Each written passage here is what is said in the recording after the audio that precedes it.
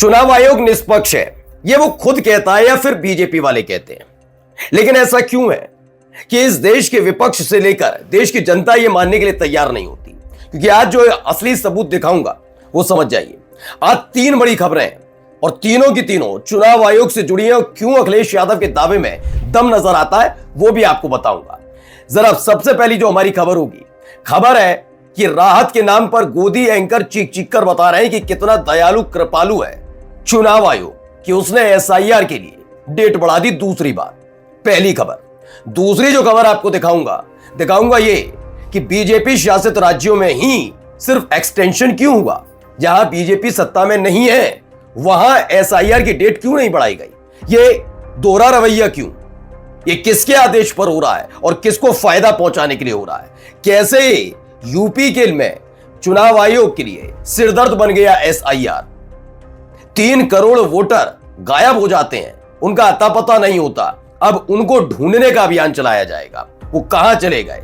ये तमाम चीजें आज इसलिए दिखा रहा हूं आपको कि निष्पक्षता का दावा तो करता है चुनाव आयोग, लेकिन क्या वाकई निष्पक्ष है? यह अखिलेश यादव के दावे में वाकई दम है। नमस्कार, मैं हूं प्रज्वल गौतम और आप देख रहे हैं खबर चौक। एसआईआर, वैसे तो आपने देखा कि चुनाव आयोग ने सारी हदें पार कर दी। एक मुस्लिम महिला जिस पर आरोप लगाया गया कि भाई उसने फर्जी दस्तखत कर दिए जबकि उसके बेटे देश में रहते नहीं विदेश में रहते, एफआईआर दर्ज की थी। अब आप अंदाजा लगाइए, एफआईआर इस बात पर अपने खिलाफ दर्ज नहीं हो पाएगी कि निष्पक्षता की बात तो करते हो, जहां जहां चुनाव हुए। खैर, मैं तो ज्ञानेश कुमार की बात करूं, बिहार का चुनाव तो करवाया ना, वहां धांधली की तस्वीरें आ रही थी, तो एक एफआईआर निर्वाचन आयुक्त बिहार वाले और एक ज्ञानेश कुमार के खिलाफ क्यों ना हो?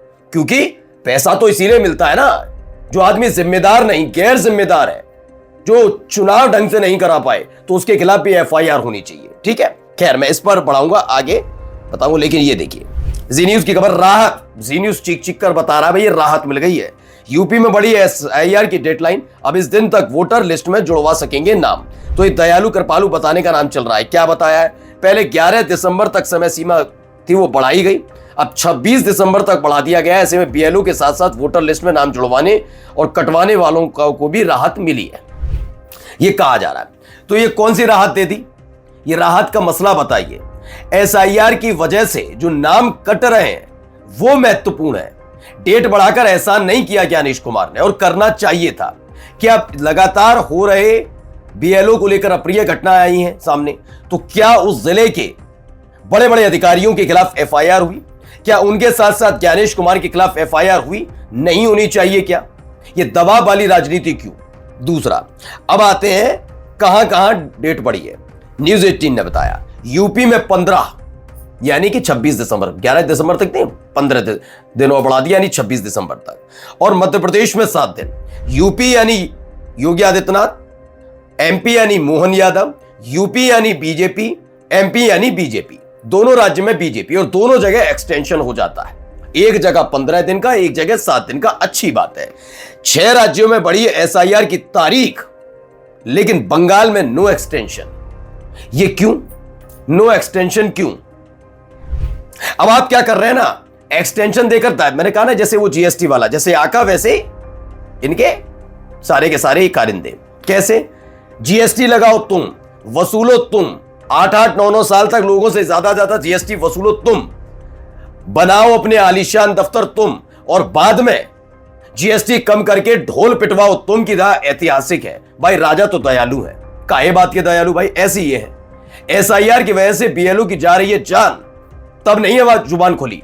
अब जब एक्सटेंशन हो रहा है तो बताया जा रहा है दयालु है, लेकिन पश्चिम बंगाल में क्यों नहीं, या कहां कैसे एजेंडा पूरा किया जा रहा है, अंदाजा लगाइए।